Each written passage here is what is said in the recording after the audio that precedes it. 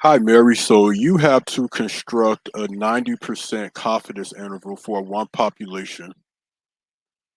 So this is going to be our governing equation, right? So we have our P, which they gave to us as, one moment, let's look at it, 46 successes, right? So that's going to be 46 out of 115. So our P is 46 out of 115.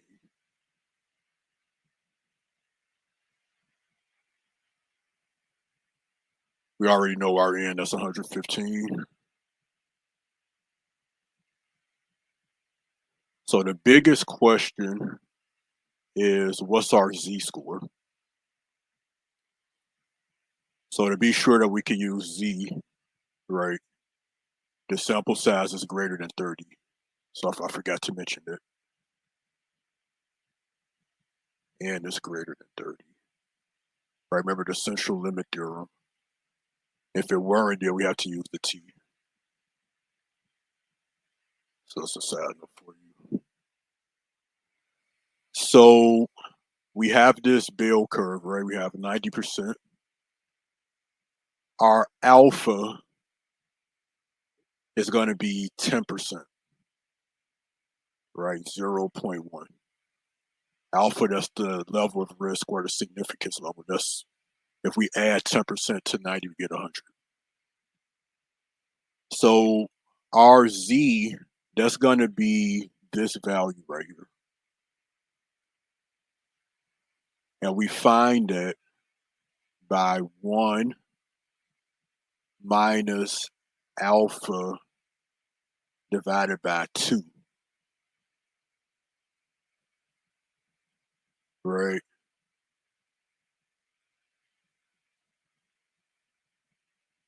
This is going to give us a probability, and we want to find the Z-score that creates that probability.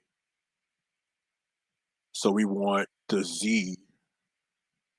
So actually, we're going to call this probability.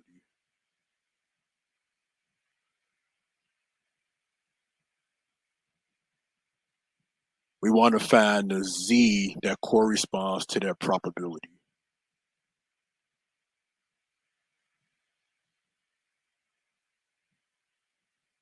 Okay, so what is our probability? 0.1 divided by 2, that's 0.05, right?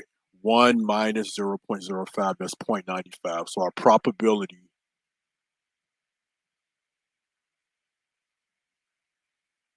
is 0.95.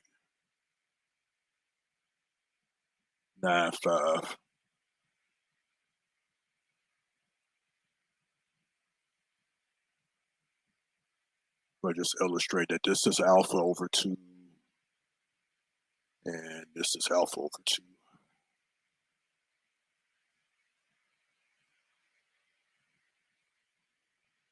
So I'm going to share my screen, right? Remember, we're looking for a probability of 0.95. So share screen. Hopefully you're sharing. Oh, here it is. I'll go with entire screen. All right, so I'm going to go to the Z table. Hopefully this looks familiar to you. 0.95.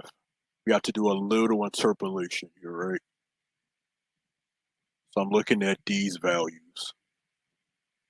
So the Z score would be 1.645 roughly, give or take. Right, we have 1.6. Remember, that's the tenths place. This is the 100, so it's like this is like 1.64. So 1.645 is going to be right here in the middle. So our Z is going to be 1.645.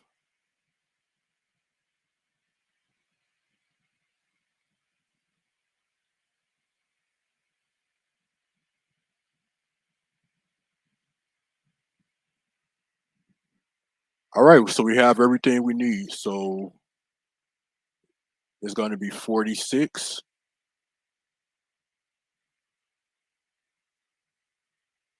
over 115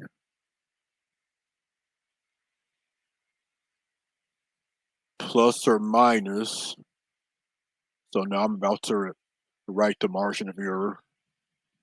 Right, the margin of error comes after the plus or minus 1.645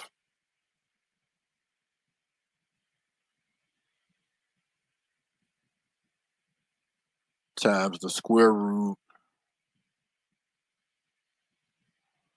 Try to squeeze this in here. 46 over 115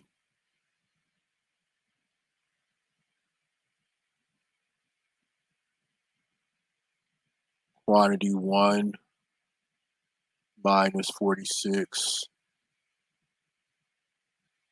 out of 115